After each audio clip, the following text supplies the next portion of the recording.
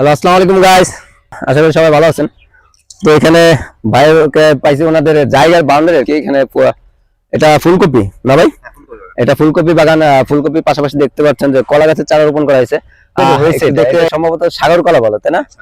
সাগর কলা বলে। তো এখানে ওনারা চাষ করে, পাশাপাশি এটা আস্তে আস্তে কলা বাগান হয়ে যাবে সম্ভবত পরবর্তীতে। আচ্ছা আচ্ছা, গাছ কেটে কমে ফেলছে।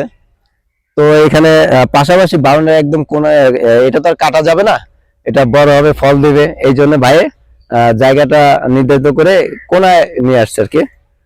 তো এখানে আমরা গাছের চারাটা দেবেন না? আচ্ছা ঠিক আছে।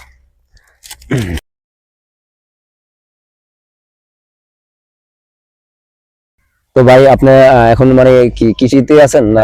আমি গরুর গরু লালন পালন করি। আচ্ছা আচ্ছা। আমাদের কলা বাগান ছিল তিনটা, একটা বোতল মানে জমি বাগান ছিল, ওটা ছেড়ে দিয়েছি। বর্তমানে দুইটা আছে, আমাদের বাড়ির পিছনে আছে, এইটা একটা আছে, পুরোটাই কলা বাগান লাগানো হবে। মানে আপনার আব্বুর সাথে সাথে আপনি এখন প্রত্যেক কৃষিতেই এখন মনোযোগ দিচ্ছেন।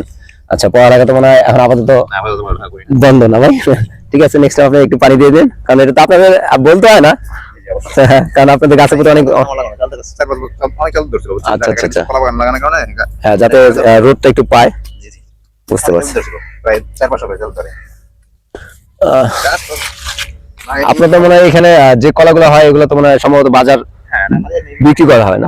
মানুষ নিয়ে যায়। আচ্ছা আচ্ছা আচ্ছা, বুঝতে পারছি। মানে এখান থেকেই মহল্লা মানুষরাই নিয়ে যায়, তেমন একটা হয় না মনে হয়।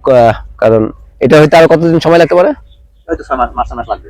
আরো মানে বড়টাতে আর মাস লাগবে। আর না, এই কলাটা পাকতে কতদিন সময় লাগতে পারে? লাগলে হয়তো 4-5 মাস লাগে আর কি, হয়তো মাস আর 2 মাস মতো লাগতে পারে। আচ্ছা আচ্ছা আচ্ছা। তো আমাদের এই উদ্যোগটা আপনার কাছে কেমন লাগলো ভাই? অনেক ভালো লাগছে। আমাদের অনেক জমি আছে, আর অনেক নদীর পাড়ে জমি আছে আল্লাহর রহমতে। একটা আর কোনো গাছ দিলাম না, ইনশাআল্লাহ রোপণ করার চেষ্টা করবো এবং নিজেরাও চারা কিনে রোপণ করবো ইনশাআল্লাহ। আমাদের উদ্দেশ্য এটা, আমরা মনে করেন সবার কাছে যাইতে পারবো না, যাওয়ার চেষ্টা করবো আর কি। যাইতে পারবো না এটা বলটা অন্যরকম হয়ে যাচ্ছে, যাওয়ার চেষ্টা করবো। তো আমরা চাই যে আপনারা নিজের থেকেও যদি আপনারা আমাদেরকে বলেন যে কয়েকটা কি চারা লাগবে, এটা আমরা আনার চেষ্টা করবো। আপনি যদি আমরা 50 টাকা দেন, 50 টাকা লাগানোর মতো জায়গা আছে মাশাআল্লাহ, ইনশাআল্লাহ আমরা দেওয়ার চেষ্টা করবো। নেক্সট ব্যক্তিগত জায়গা মোটামুটি 20-25% মতো আছে আর কি। আচ্ছা আচ্ছা, এখানে তো 1% 2 টাকা করে চারা লাগালে 50 টাকা লাগানো যায়। তা তো অবশ্যই। আমার ইচ্ছা আছে একটা বাগান করবো, আম কাঁঠাল সব ফল জায়গা বাগান করবো।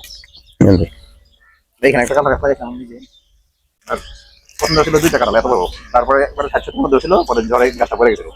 এটা আমাদের কাঁঠাল গাছের দেশি চারা। এটা আজকে কথা বলছি তো ওনাদের সাথে, ওনারা বলছে আজকে দেশি চারাই।